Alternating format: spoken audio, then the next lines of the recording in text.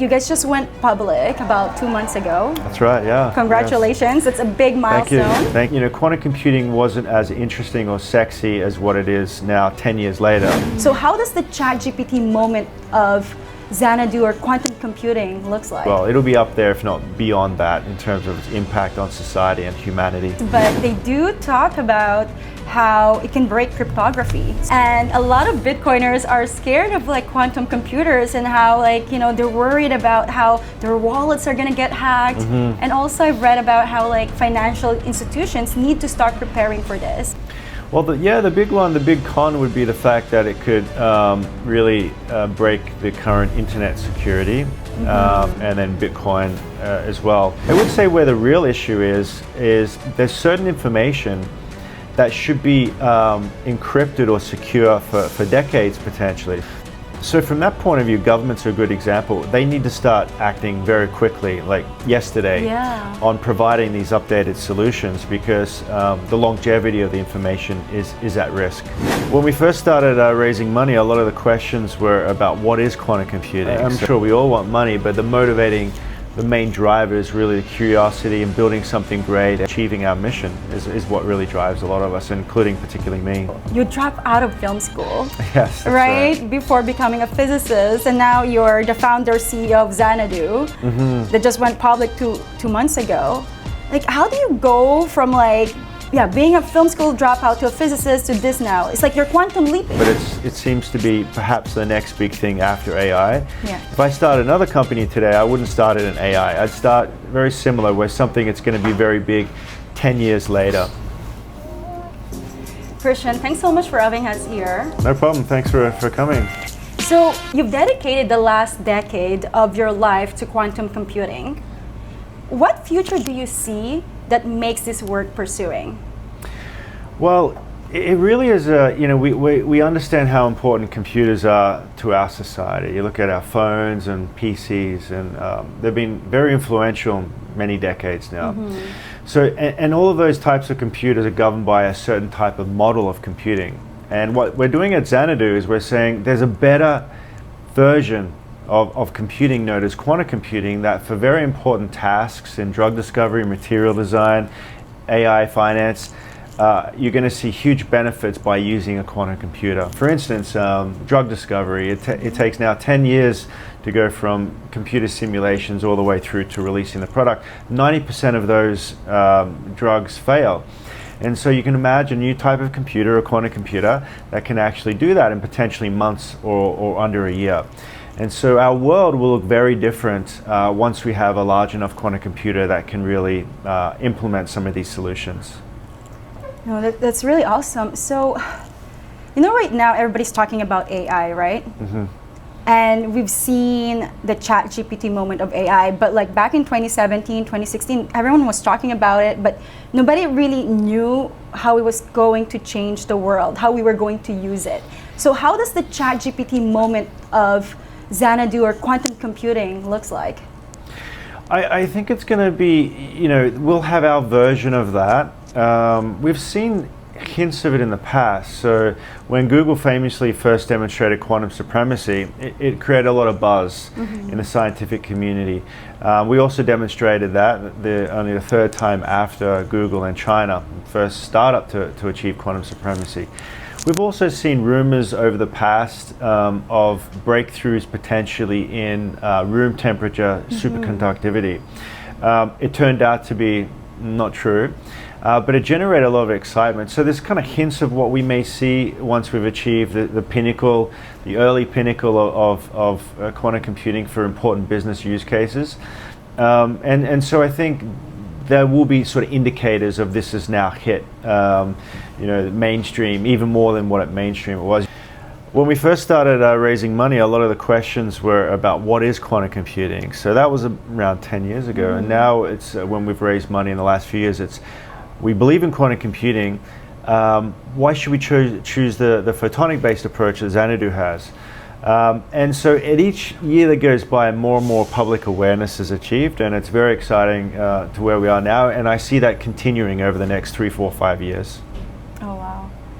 So, Christian, you've done a lot of these podcasts now, and a lot of them are about the technology and all, but I really want to make this podcast a little bit more about who is the man behind Xanadu, right? You guys just went public about 2 months ago. That's right, yeah. Congratulations, it's a big milestone. Thank you. It took a lot of work from many people, and it was really great because we actually listed on the NASDAQ as well as the Toronto Stock Exchange.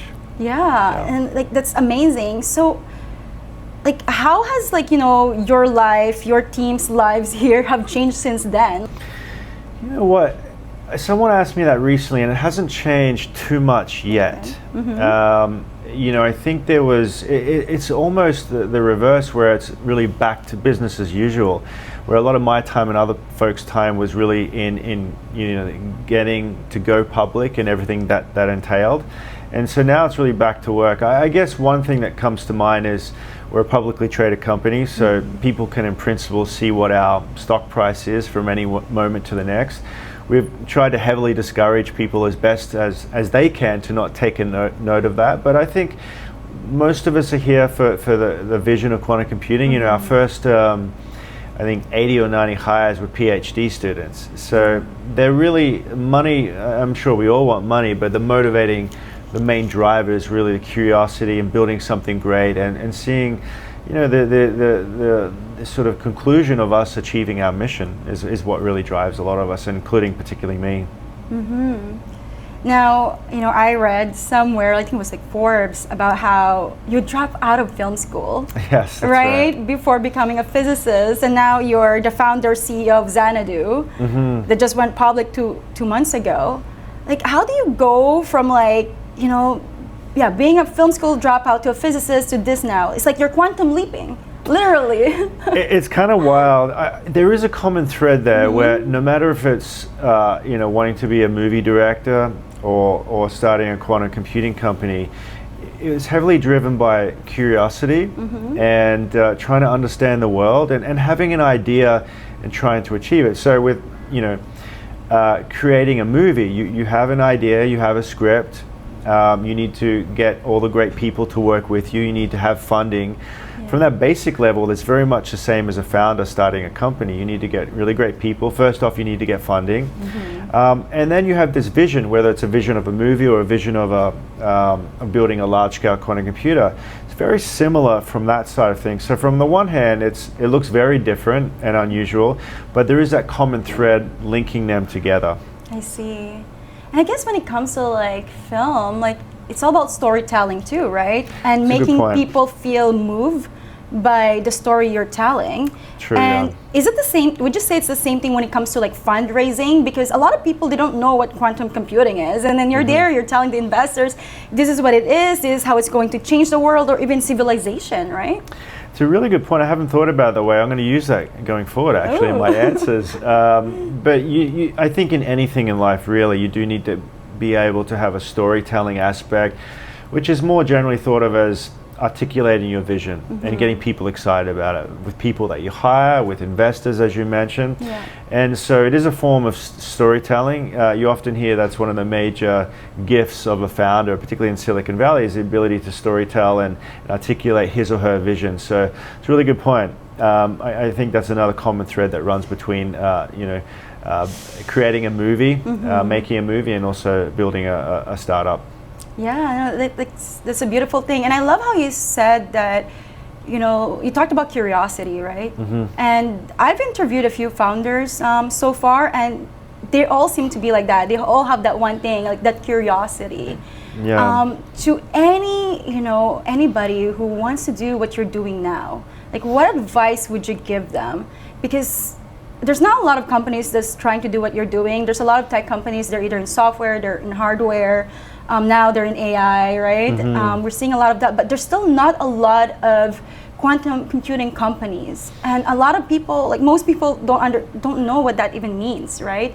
So what advice would you give to let's say an engineer, developer, physicist, anybody who would like to get into this industry or business? Well, I would, it's a really good question, and I would say abstract away the fact it's quantum. I don't want to kind of encourage anyone to go into quantum if it's not what they want to do. And it more fundamentally is, first off, read. Okay.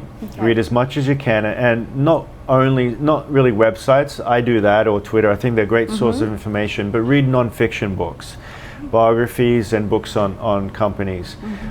Read as much as you can. That will also ignite your imagination, increase your motivation. If you're curious, it's a really great thing to do. So start there, and then see what try to find that overlap between what you're good at and your skill set, and also what you're interested in. Try to overlap that as much as possible. If it's quantum computing, great. If it's not, if you're a founder in some other area, I think that's great as well. One of my characteristics, I guess, is I don't want to. Quantum computing wasn't as interesting or sexy as what it is now 10 years later. There are a few companies, but it seems to be perhaps the next big thing after AI. Yeah. If I start another company today, I wouldn't start it in AI. I'd start very similar, where something that's going to be very big 10 years later. Yeah, so that's a really good advice. The reason why I asked this question is because a lot of people now, and especially the younger generation, they're trying to figure out what they want to do, right? Especially with how AI is disrupting a lot of industries, the way people work, the way they do things. And I like how you said, read books, read 100%. fiction, non-fiction. Non-fiction, exactly right.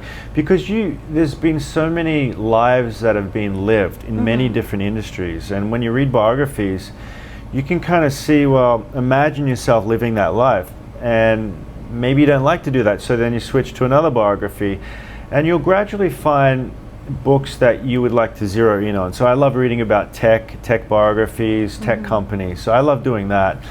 And then the more you read, the more ideas you get, the more motivated you get. You kind of see, I can picture myself doing that. I think I can do that. Yeah. And so you don't have to live all, thousands of years of lives. You can actually live through someone else's life and discover who you are and what you like to do much faster than, it still doesn't, you should still complement that with trying things. And if they fail, they'll fail. Move on to a different idea if you're a founder. But you can get so much information and insight by other people who have already lived their life. Yeah, which book would you recommend? Biography? Honestly, anything. I love anything by Walter Isaacson. Me too. Yeah, so Steve Jobs, Elon Musk, I've read them many times. I read as many books on Elon Musk just because I find it so fascinating. I read a lot of books on quantum physicists from like 100 years ago, their stories and biographies. I'm reading now, I bought one yesterday, I think it's called Steve Jobs in Exile. It's about when he was at Next Computing after he was fired from Apple in those 10, 11 years, which I find very fascinating. Reading about Deep Mind as well. So yeah, whatever, just start somewhere. And you also don't have to finish a book if you don't want to. If you're getting bored or it's nothing is really exciting you, start another book. There's an infinite supply of books pretty much. Yeah. Christian, do you have kids? I now have, my wife and I now have a 9-year-old son. Oh, yes. That's amazing. That's beautiful. Yeah. The reason why I ask also is because, a lot of people now, especially even in tech, like they're kind of like fearful about the future, right? Even the ones building the future, like whether they're in robotics, they're in AI, like they're scared about how the world is going to look like 10, 20 years from now. Some of them, they don't even want to have kids, right? Because of that. Right. So how do you feel about the future? I feel very optimistic and positive. I'm sure like when you read books, like nonfiction books and history books, it's not a unique sensation to sort of be scared about the future. I think it's probably very common. Now there's a lot of technological change that's happening now, but 100 years ago, 120 years ago, there was the, first industrial revolution. I'm sure people were really scared and fearful then. But I would say, I'm sure when I was born, people then were saying, I'm not going to have kids because I'm fearful of where my child is. Yeah. I'm still here, and so I'm sure that when we have kids today, in the future, they'll say that their times were quite, maybe there's a lot going on, a lot of things to be fearful of. So I don't think you can worry about that. And also there's a lot of positive aspects that are happening as well. I think it's also important to sort of balance it out, both the optimistic view and the potentially the pessimistic view. But I don't think we should stop as a civilization. I think you still got to keep having kids and yeah, do what you love. I think is the best advice, and read as much as possible. Yeah, that's a good one. And so Xanadu is like the only quantum computing company in Canada, right? We do have, it's the only publicly listed quantum computing company. There are some other great companies, I think there's 4 or 5. In Canada? In Canada. Okay. Plus there's other sort of, they're not building quantum computers, but they're making some of the stuff that we need as well. So yeah, the Canadian quantum companies are doing great work. But we're really some of the leaders in the world, so it's really great to see. Yeah. No, like it's like you guys are like top 5, right? Like you're there with like Google, IBM. Yeah, and at Xanadu we have a very unique approach. It's becoming more and more popular. It's using light or photons. So you can build a quantum computer out of electrons or photons. And we've chosen the photonic-based approach, which has, every approach is hard, no matter how you're doing it, but we're really optimistic about the positive, the benefits of using light or photons. So now, what does this mean for Canada if Xanadu succeeds at, building these quantum computers that were, like right now, like you guys are at a certain level, right? Like you guys, that's right, yeah. How do you say it, achieve this quantum computational advantage? That's right. So yeah, we've achieved that. We've also last year achieved the world's first network quantum computer. Yeah, with Aurora? Aurora, that's right, yeah. And so a lot of firsts by Xanadu, but I think it's really, quantum computing and the benefits are really bigger than Xanadu or one company. If us, we hope it's us, it's probably going to be us and a couple of winners can build this large-scale quantum computer, what we're calling a quantum data center.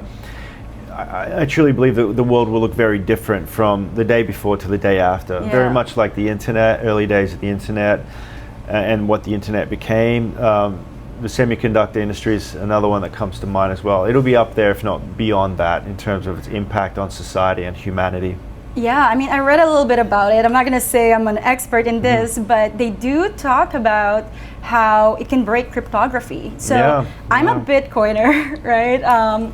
I'm in the Bitcoin space, and a lot of Bitcoiners are scared of like quantum computers and how they're worried about how their wallets are going to get hacked. And also I've read about how like financial institutions need to start preparing for this. That's true. Because there are pros and cons, like with any technological advancements in the world.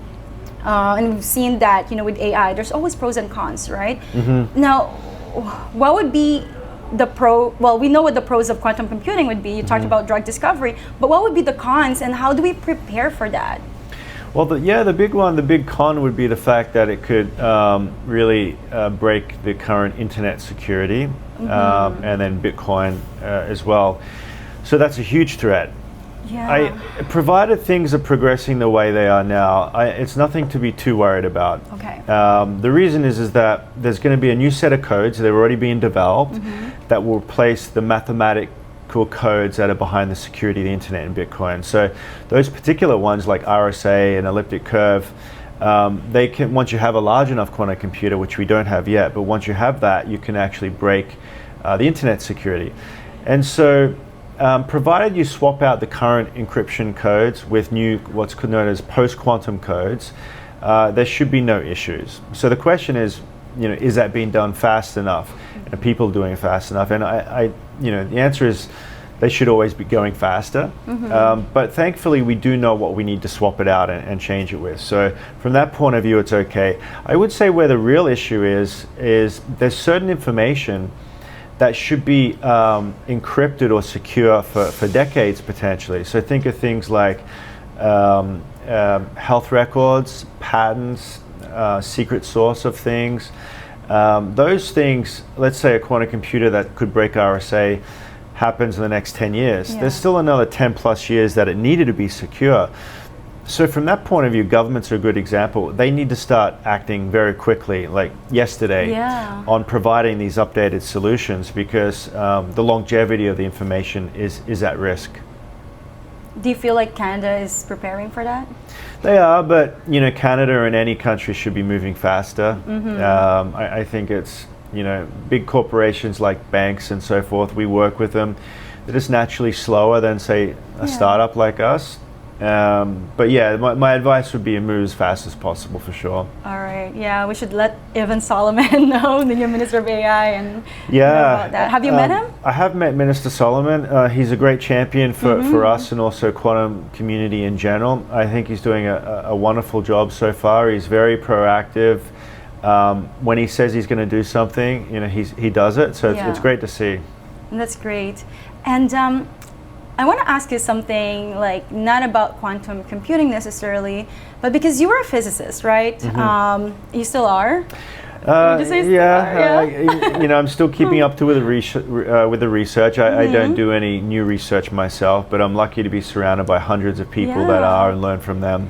So, like, how does learning about quantum mechanics, being a physicist, change your perception of reality? And what are your thoughts about consciousness? That's a tough one to answer. I think that the common thread there is, as a physicist, you have a high degree of curiosity, and you really want to answer the question, what is real? What is reality? And so it's unclear what it is. I mean, with entanglement being kind of thought of and discovered, around 1935, so 90 years or so ago, 91 years, it really changed how people perceived reality. Quantum physics in the early 1900s really changed the way people perceived physics, which is kind of describing what reality is through the laws. And so I think, we're always discovering. I think in 100 or 200 years it'll look different to where it is today, where everyone's doing their best to understand, using current technology and current thinking and theories, to what is reality. Consciousness, who knows? I have no idea. I do. The way I come at that is more from a practical point of view. I've been meditating now for like 15 years, and I do nearly without fail an hour a day. Wow. And I start off with 5 minutes a day. It's about consistency, and that's interesting too, to kind of watch your thoughts. Is that consciousness? I don't really know the answer. I don't really spend too much time thinking about it because what progress could I make in it? There's much smarter people working on it. It takes up time. Will there ever be a solution in my lifetime of really what that means? So it's more about practicality and through meditation, and also preserving my time, where it's just like I need to be focusing on near 100% on Xanadu. Yeah, no, I love that. It's something I think about sometimes, and I think it's a very interesting topic because, like, I feel like it helps you also understand, why am I doing what I'm doing, right? So, like, for you, like, what made you decide I'm gonna start a quantum computing company? It was through just this idea of trying to, as best as possible, do something that I loved and what I enjoyed. And I've always loved reading about and now doing entrepreneurs and founders. As mentioned, still to this day, I'm reading books about founders. Just love it. I find it immensely enjoyable. And so through curiosity and the love of entrepreneurship, really, I wonder if I could kind of build a large-scale quantum computer, not in the university setting, but in a startup setting where you could raise more money. You could have a more cohesive effort of people working together to solve this problem. So that's really how it came about. And I don't know where this journey is going to end, but I'm still going to follow my curiosity. We have 8 values. The top 2 values that I always come back to here at Xanadu is, are we learning every day? So that's a huge yes for me. And secondly, when I get out of bed, would I rather come here on average than anywhere else? Would I rather work in this field? And the answer is yes. And those 2 things also get you through the ups and downs of a startup, which is plenty of ups and plenty of downs. But you try to dampen both the ups and the downs and try to stay as kind of in the middle, even keel as much as possible. Yeah. So, Christian, I always ask my guests this question. What unconventional thoughts, views, or beliefs would you like to share with our viewership today?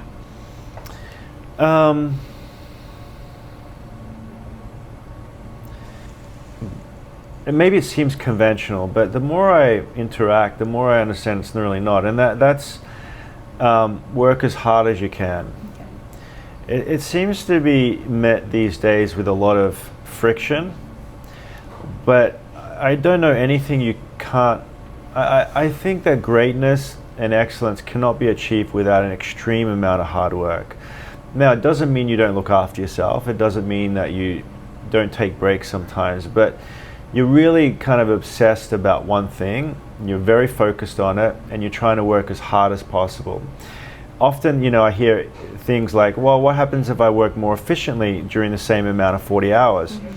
Well, why don't you do both? Why don't you work as efficiently as possible and then work 50, 60, 70, 80 hours or more? You know, I've been for at least a lifetime as Xanadu, so more than 10 years, been working night times and weekends, you know, consistently without really any breaks. And so it seems kind of like, yeah, hard work is important, but often I just hear a lot of counter examples how you can get away from it. Yeah. And I really don't think you can get away from it. You know, a simple example is, you know, someone will work, if you're saying you can only do 40 hours, someone's going to work 50 hours and outwork you. And you can, it's also like muscle or training, where the more you practice at working harder and longer, the more you can do it as well. So it's kind of maybe old-fashioned or counterintuitive today, it seems. I don't understand why, but that to me is a fundamental belief, and I think there's no getting around it. Yeah, and I feel like it's so easy to say that, but for a lot of people it's hard because, you know, there's like circumstances, situations. Like, how do you make sure that you're able to do that? Like, you know, you have a child, you have a wife, you have a family, right? And you have your whole team here, and then you have your own health too that you have to take care of. Like, how do you make sure that everything is taken care of and that you're still working really hard and doing your best and making things happen? When you want to do something extreme or do something that no one's done before, there can't be any excuses. Okay. It's fundamental. You can't sort of say, oh, but I had this, I had that, I had that. There's so many hours in a week that I know you can at the very least squeeze out another hour a day. There's enough hours. So I still try to go to the gym 3 times a week, so my health is very important. I still meditate an hour every day. There's still so many hours in a day. And in terms of, you know, my wife and child, being, you know, I think being clear before you get married, before you have a child, being clear about what you can and can't give and what your goal is, and making sure your partner is okay with it. Because if they're not okay with it, you really need to rethink things. So I think communication is really important in terms of your family as well. But there's just so many hours in the day. You can get a lot done. Wow, this is amazing conversation. Like, great. I'm learning so much from you, and I'm just like, it's so refreshing. Yeah. Thank you so much, Christian. Thanks for having me. I appreciate it. Thank you. And maybe you can show us around. Yeah, let's do it, for sure. So welcome to the Xanadu lab. This is where the quantum computers are getting created. As mentioned, we actually use light or photons to build our quantum computers. So I mean, integrated chip using light, photonic integrated chip is kind of at the heart of what the team does. What we're doing here is really construction of a few things. We're doing test and measuring of the chip. So we do all the designs of the chip ourselves, send them off to different foundries around the world. They make or fabricate the chips, send us these kind of wafers back, and then we do everything from there. So a lot of the stuff here is taking the wafers and the chips, testing them, measuring them, making sure they're operational. And so if we keep walking this way, we can go here. Yeah, so we can walk around here. You see more things like optical tables and benches. This is where the chips are getting tested. This is where the testing of the creation of the qubits. And the measuring, all of the stuff that you need to build a quantum computer. This is so cool, Christian. That's really cool, yeah. And the best part is over here. I can kind of show you, this is our latest quantum computer that we talked about. So if you come over here, you see the 4 server racks here. These 4 server racks collectively are known as Aurora. And this is our latest and greatest quantum computer. The cool thing here is that that no one has done before, and still hasn't done before, is that you can connect the individual server racks together. So these are roughly 7 feet tall server racks. It wouldn't look out of place in a normal data center. You have light going top to bottom in all of these 3 server racks here. But the other really cool thing is, and the light is propagating through these yellow cables, that's the fiber optics, but you also got the fiber optics down there where it's actually connected to each other. Wow. No one's done that before. This is the networking problem that Xanadu solved, published in Nature. And we've got 4, but it could have been 40 or 400. We know how to network together. So it's a really big achievement by the team, and one of the things I think that allowed us to raise money and ultimately go public as well.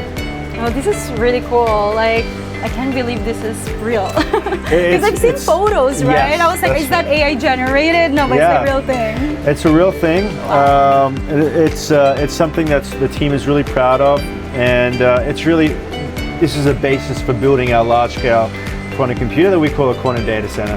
Wow, this is really cool.